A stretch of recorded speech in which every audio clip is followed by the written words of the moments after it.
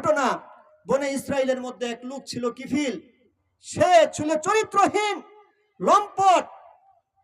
সে প্রতিদিন নারীদের সাথে অপকর্ম লিপ্ত হতো, তাদেরকে টাকা নিয়ে তাদেরকে শয্যা সঙ্গী বানাতো।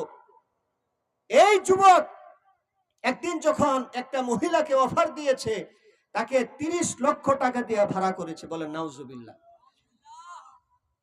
হাদিসের মধ্যে আছে, যখন সে যুবক সেই মহিলাকে এতগুলি টাকা দিয়েছে, টাকা দেওয়ার পরে মহিলা যখন কাছাকাছি এসেছে, আসার পরে যখন যুবক সেই মহিলার কাছে গিয়েছে, যাওয়ার পরে মহিলা কান্না শুরু করেছে আর কাঁদতে শুরু করেছে। যুবক ডাক দিয়ে বলে, ও মহিলা, এ যুবতী মেয়ে, তোমাকে তো আমি জোর করি নাই, তোমাকে তো আমি টাকার বিনিময়ে এনেছি, এখন তুমি এভাবে কান্না করছো কেন, এমন কাঁদতেছো কেন?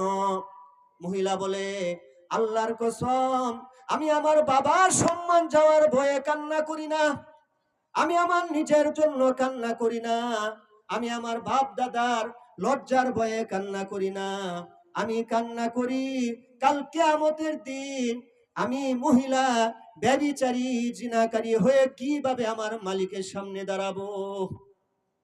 আমার এই কুৎসিত আচরণ, আমার অশ্লীল চরিত্র, একজন জিনাকারী হিসাবে কিভাবে আমি এই চেহারা নিয়ে আমার মালিকের কাছে দাঁড়াবো, আমি এটার ভয়ে কান্না করতেছি।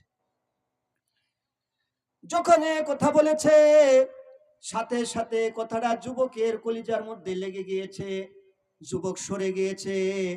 যুবক সরে গিয়ে বলে, তুমি তোমার পবিত্রতা রক্ষার জন্য কান্না করতেছো, যাও, যতগুলি টাকা আমি তোমাকে দিয়েছিলাম এই সবগুলি টাকা তোমাকে আমি হাদিয়া হিসেবে দিয়ে দিলাম, তুমি তোমার সম্মান নিয়ে যাও, তুমি তোমার ইজ্জত নিয়ে বাড়িতে চলে যাও। যখন সমাজের মধ্যে মা বোনের চরিত্র ভালো হয়ে যায়, মহিলাদের চরিত্র ভালো হয়ে যায়, মেয়েদের চরিত্র ভালো হয়ে যায়, তখন তাদের কাছাকাছি পুরুষগুলি, যুবকগুলিও তাদের চরিত্র ভালো হয়ে যায়। তাদের দেখা দেখি, তাদের পবিত্রতার দেখা দেখি আশেপাশের যত যুবক আছে তাদের চরিত্রগুলিও ভালো হয়ে যায়। এই মহিলা যখন এমন করেছে, কান্না শুরু করেছে, বলে যে তোমার সতীত্ব নিয়ে ফিরে যাও এবং যতগুলি টাকা দিয়েছিলাম সবগুলি টাকা আমি তোমাকে হাদিয়া হিসেবে দিয়ে দিলাম। তার চোখ দিয়ে পানি বের হলো। সে মনে মনে অনুতপ্ত হলো যে সে তো নির্যাতিত, অসহায়, সে জিনার ভয়ে, আল্লাহর সামনে দাঁড়ানোর ভয়ে তার চোখ দিয়ে টপকায়া টপকায়া পানি পড়ছে, অথচ সে বাধ্য হয়ে খোদার তাড়নায় এই গুনাহের মধ্যে সে রাজি হয়েছে। আর আমি তো গুনাহগার, আমার পাহাড় ভর্তি টাকা ছিল, পাহাড় পরিমাণ টাকা ছিল, সম্পদের কোনো অভাব ছিল না, ধন সম্পদের কোনো অভাব ছিল না, আর সেই টাকা দিয়ে আমি গুনাহের কাজের মধ্যে লিপ্ত হয়েছি। সে যদি আল্লাহর সামনে এভাবে মুখ দেখাইতে ভয় পাই, তাহলে আমার জীবনে এতগুলি জিনা করেছি, এতগুলি অপকর্ম করেছি, এত টাকা নষ্ট করেছি, চরিত্রহীন এত কাজ করেছি, আমি যুবক সেই মালিকের সামনে কোন চেহারা নিয়ে আমি তার সামনে দাঁড়াবো। এই ভয় তার দিলের মধ্যে সব সময় গ্রাস করতে থাকলো। শুধু তার দিলের মধ্যে জ্বলন সৃষ্টি করে দিল। তার চোখ দিয়ে টপকে টপকে পানি পড়তে শুরু করলো। সে মালিকের কাছে দুইটা হাত বাড়াইছে আর মেয়েকে বলে, বোন, তোমার কাছে শুধু আমার একটা আরাধনা, একটা আবেদন, তুমি মালিকের কাছে দোয়া করবে, মালিক যেন আমার অতীতের জীবনের সমস্ত গুনাহ মাফ করে দেয়। যখন সে যুবক এমন অনুতপ্ত হয়েছে, রাত্রে শোয়ার আগে সে তওবা করেছে। সে এত গুনাহগার ছিল, সমাজের মধ্যে তাকে কুকুরের চারও অমূল্যায়ন করত, কুকুরকে মানুষ খাওয়ার জন্য একটু ডাক দিত, কিন্তু সে এত লম্পট ছিল যে মানুষ তার দিকে তাকাইতো না।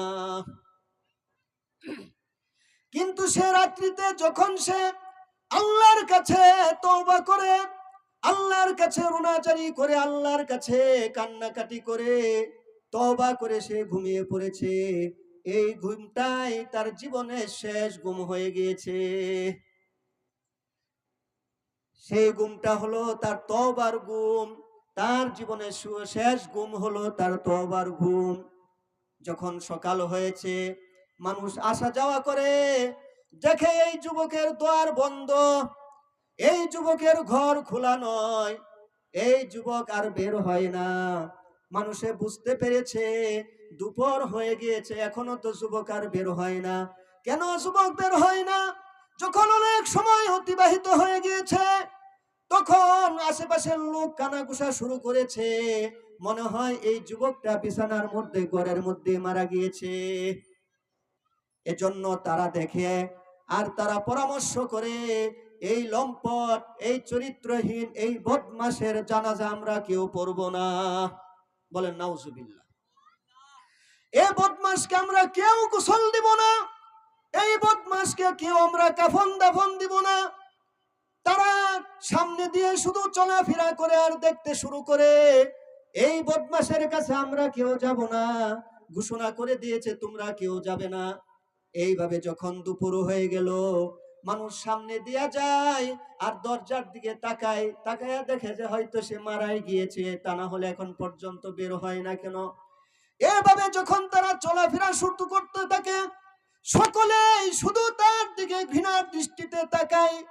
হাদিসের মধ্যে বলে দিয়েছেন, সে হঠাৎ করে একজন তাকিয়েছে, তাকিয়ে দেখে তার ঘরের দরজার মধ্যে স্বর্ণের অক্ষরে আল্লাহ লিখে দিয়েছেন, ইন্নাল্লাহা ক্বাদ গাফারা লিল কিফলি। আল্লাহ তাআলা কিফিলের জীবনের সমস্ত গুনাহ মাফ করে দিয়েছেন।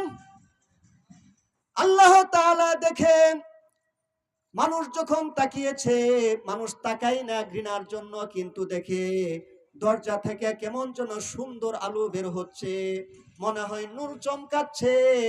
এই দিকে যখন চোখের মধ্যে জলসা জলসা লাগতেছে, তখন মানুষ তাকাইছে, তাকায়া দেখে কিফিলের দরজায় লেখা আছে, আল্লাহ কিফিলের জীবনের সমস্ত গুনাহ মাফ করে দিয়েছেন। ওয়া আদখালাহুল জান্নাহ, এবং আল্লাহ তাআলা কিফিলের জীবনের সমস্ত গুনাহ মাফ করে নাই, শুধু আল্লাহ তাআলা তাকে জান্নাত দিয়ে দিয়েছেন।